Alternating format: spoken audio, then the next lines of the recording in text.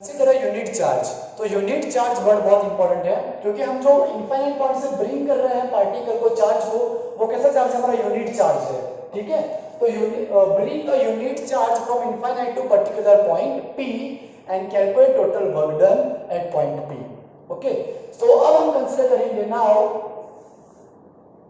Consider one intermediate point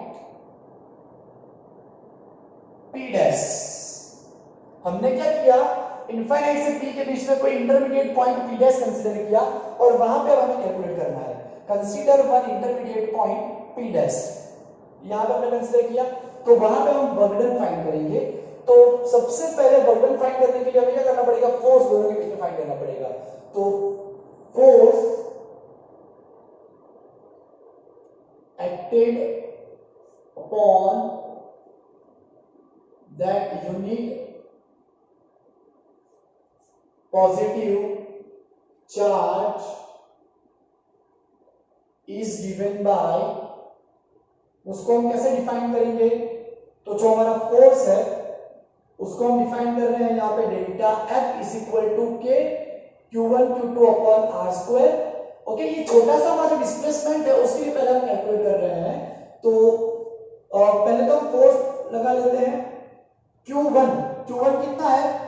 capital Q, और Q2 कितना है हमारा? +1 R डैश।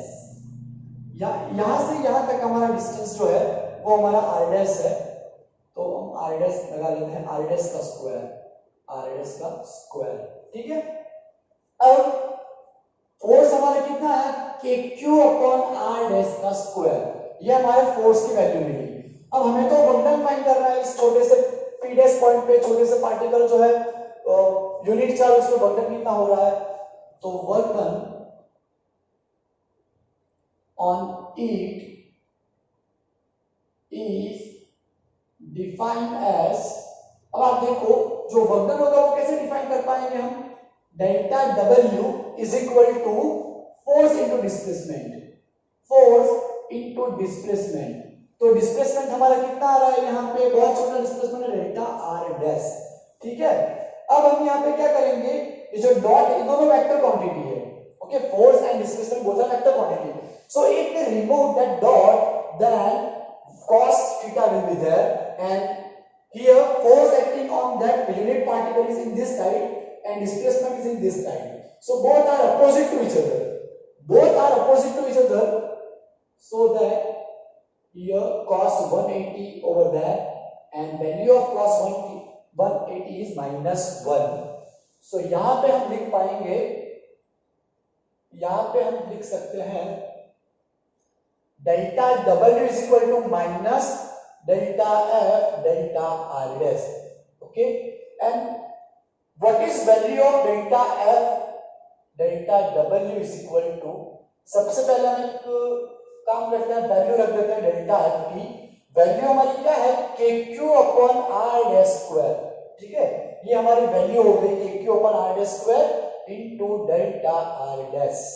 अब हम क्या करेंगे? लिमिट रखेंगे क्योंकि बहुत छोटा सा डिस्टेंस है हमारा, तो limit delta R tends to 0, हमारा R डैश है, delta R dash tends to 0, delta W is equal to minus KQ R dash square delta R dash. समझ में आ रहा है ना? ये लिमिट वाला हमने 11 में बहुत बार कर चुके हैं। ओके, लिमिट रखने से हम उसको डिफाइन कर पाते हैं अच्छे से। तो लिमिट रखने के बाद हम उसको लिख सकते हैं dW is equal to minus KQ R dash square into dR dash, ये हमारा हो गया। ओके, अब हम क्या करेंगे? हमने अभी इतने से डिस्प्लेसमेंट के लिए किया, अगर हम उसको ऐसे छोटे छोटे सेगमेंट में डिवाइड कर देंगे और फिर हर एक को जोड़ देंगे, हमने हर एक पोर्शन को क्या कर दिया? जोड़ दिया, ऐड कर दिया, समेशन कर दिया, तो उसको बोलते हैं इंटीग्रेशन करना। तो हम इसे इंटीग्रेट करेंगे। तो डूइंग और taking integration on both side, हम यहां पे दोनों साइड पे इंटीग्रेशन लेंगे। ठीक है, तो integration dw is equal to, minus को बाहर लिख लेता हूं, integration K Q upon R dash square into D R dash. Okay, अब हमें पता है, जैसे कि हमें पहले भी फॉर्मूला सीखा हुआ है, इंटीग्रेशन dx हमारा क्या आता है, x आता है। यहाँ पे इंटीग्रेशन dw हमारा क्या हो जाएगा, w हो जाएगा, ठीक है, माइनस के क्यू को हम बाहर ले लेते हैं, 1 upon R dash square D R dash. एक चीज सबसे इंपॉर्टेंट और है, हम इनफाइनाइट से पी पॉइंट तक आ रहे हैं, तो इनफाइनाइट डिस्टेंस एक हो जाएगा, दूसरा हमारा आर हो जाएगा, या फिर आप आर डैश भी ले सकते हो, आर डैश हो जाएगा। ओके, यहाँ पे आर हो चाहे आर डैश हो, दोनों इक्वल ही होंगे, R is equal to R dash ही होगा। क्यों ऐसा होगा, क्योंकि हम कहां से, इनफाइनाइट से आ रहे हैं भाई, इनफाइनाइट से आना यानी बहुत दूर से आना, तो इनफाइनाइट के रिस्पेक्ट में ये डिस्टेंस और ये डिस्टेंस इतना उनमें फर्क नहीं पड़ेगा, सो हम r is equal to R dash यहाँ पे कंसीडर कर सकते हैं इनफाइनाइट के रिस्पेक्ट में। तो यहाँ पे हम लिमिट लगाएंगे, हम कहां से आ रहे हैं, इनफाइनाइट से, इनफाइनाइट से आ रहे हैं, कहां तक आ रहे हैं, r तक, ओरिजिन के रिस्पेक्ट में r तक ही आ रहे हैं, इनफाइनाइट से r तक आए हैं, सो इनफाइनाइट से r। अब हमें 1 अपन आर डैश स्क्वायर का इंटीग्रेशन लिखना होगा, तो मैं आपको एक बार वापस याद दिलवाता हूं कि कैसे उसकी वैल्यू हम लिख सकते हैं, कैसे आती है वैल्यू। वैसे तो हमारा फॉर्मूला ही है, अगर 1 अपन एक्स स्क्वायर dx हुआ तो उसका इंटीग्रेशन आता है -1 अपन x, ये हमारा इंटीग्रेशन हो जाएगा, लेकिन आपको बताऊंगा कैसा आता है, ठीक है। तो सबसे पहले एक्स स्क्वायर ऊपर आ जाएगा, ऊपर आ जाएगा तो क्या हो जाएगा, x रेज़ टू -2 हो जाएगा। अब जैसा कि आपको पता है कि x raise to m dx, उसका इंटीग्रेशन का फॉर्मूला क्या आता है, x raise to n+1 divide by n+1, ये हमारा फॉर्मूला आता है, ठीक है। तो ये अब यहां पे हम फॉर्मूला यूज करेंगे, तो -2+1 डिवाइड बाय -2+1 हो जाएगा इनटू dx। इंटीग्रेशन कर दिया तो फिर dx हटा लो। अब देखो, -2+1 -1, -2+1 -1, x रेज़ टू -1 को आप न्यूमरेटर में से डिनोमिनेटर में ले जाओगे तो क्या हो जाएगा, -1 अपन x हो जाएगा, ठीक है। अगर 10 रेज़ टू +2 होते हैं या फिर 10 रेज़ टू -2 है, ओके, अगर आप उसको नीचे ले जा रहे हो तो क्या हो जाएगा, +2 हो जाएगा। इसलिए हमने यहाँ याद रखना है कि इंटीग्रेशन 1 अपन x स्क्वायर dx का क्या आता है, फॉर्मूला -1 अपन x। तो यहाँ पे हमारा क्या फॉर्मूला आएगा,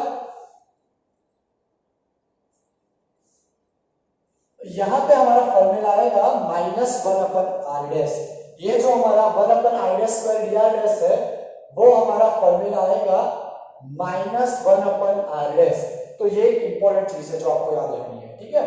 formula 1 upon R dash square का -1 अपन आर डैश, और लिमिट हमारी क्या थी, इनफाइनाइट से r, इनफाइनाइट से जो हम r पे आ रहे हैं ना, दैट्स व्हाई। ओके, अब w is equal to -kq minus r dash की जगह हम लिखेंगे r डैश की जगह लिखेंगे r माइनस, और यहाँ पे सबसे पहले हमने लिमिट लगाई, अपर लिमिट यहाँ पे लगाई r डैश की जगह r, फिर फॉर्मूला में ही माइनस आता है, माइनस, फिर r डैश की जगह आप लगाएंगे इनफाइनाइट। तो यहाँ पे अगर हम इनफाइनाइट लगा देंगे तो हमारा काम हो जाएगा। देखो, w is equal to -kq -1 upon r, minus minus क्या हो जाएगा, प्लस, और 1 अपन इंफिनिटी 0, हमें पता ही है कि 1 अपन इंफिनिटी की वैल्यू 0 आती है, अच्छे से पता है, तो 0 लिख दिया हमने।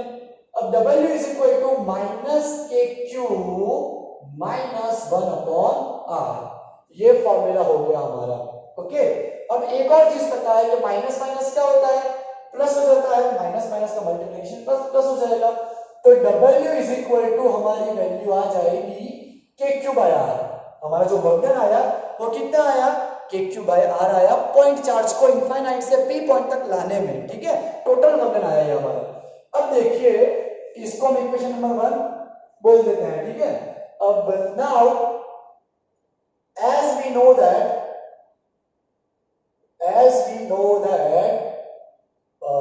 हमारा फॉर्मूला जो था वो w by q था, बट हियर क्यू हमने कितना ले रखा है, यूनिट चार्ज ले रखा है 1 कूलम। यूनिट चार्ज को हम ब्रेक कर रहे हैं ना, तो वो हमारा यूनिट चार्ज है +1। तो +1 रखने पे हमारा फॉर्मूला हो गया V = W। फ्रॉम इक्वेशन 1 के जरिए हम ये बोल सकते हैं कि जो हमारा V है वही W है, W है वही V है, यानी कि KQ/R। ठीक है, तो अब आपको ऑलवेज याद रखना है जब भी हमारा पॉइंट चार्ज आए, तो formula will be V = KQ/R। ये हमारा फॉर्मूला होगा KQ/R।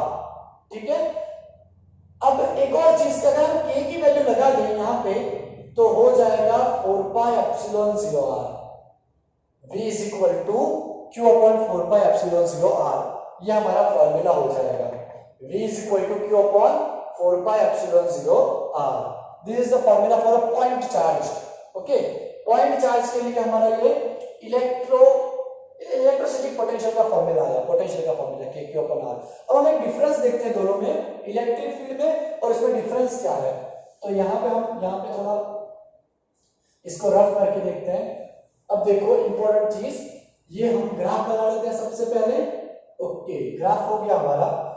पॉइंट चार्ज के लिए हमने इलेक्ट्रिक फील्ड डिफाइन किया था, आपको याद होगा कि Q/R²। ठीक है, पॉइंट चार्ज के लिए इलेक्ट्रिक फील्ड को हमने डिफाइन किया था। और वैसे ही पॉइंट चार्ज के लिए पोटेंशियल को डिफाइन किया KQ/R। तो आप फर्क बहुत अच्छे से महसूस कर पा रहे हो कि इसमें 1/r² है और इसमें सिर्फ 1/r आया। ठीक है, यानी कि इलेक्ट्रिक फील्ड 1/r² को फॉलो करता है। ओके, पोजीशन वेक्टर का स्क्वायर इनवर्सली प्रोपोर्शनल है इलेक्ट्रिक फील्ड के, और यहाँ पे पोजीशन वेक्टर पोटेंशियल पे कैसा है, इनवर्सली है। ओके, स्क्वायर नहीं, only 1/r directly proportional to V और r inversely proportional to V। अगर मैं ग्राफ बनाऊं तो ग्राफ कुछ ऐसे आएगा।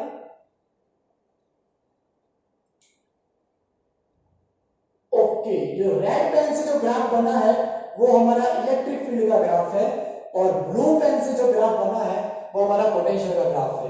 दोनों ग्राफ में डिफरेंस क्या है, इलेक्ट्रिक फील्ड फॉल्स रैपिडली, क्योंकि स्क्वायर है ना इसलिए electric field falls rapidly, whereas potential does not fall rapidly compared to electric field, because इसमें 1/r है, इसमें 1/r² है।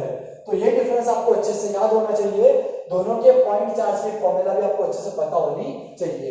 तो इस लेक्चर में हमने जो डिस्कस किया वो पॉइंट चार्ज का फॉर्मूला था, वो बहुत ही इंपॉर्टेंट रहने वाला है। एमसीक्यू हो गए, न्यूमेरिकल्स हो गए छोटे छोटे, उसके लिए ये फॉर्मूला बहुत इंपॉर्टेंट हमारे लिए होगा। हम जो नेक्स्ट लेक्चर में डिस्कस करेंगे वो हम डिस्कस करेंगे डायपोल की वजह से कितना इलेक्ट्रिक पोटेंशियल प्रोड्यूस होता है पर्टिकुलर पॉइंट पे। ठीक है, बाय एवरीबॉडी।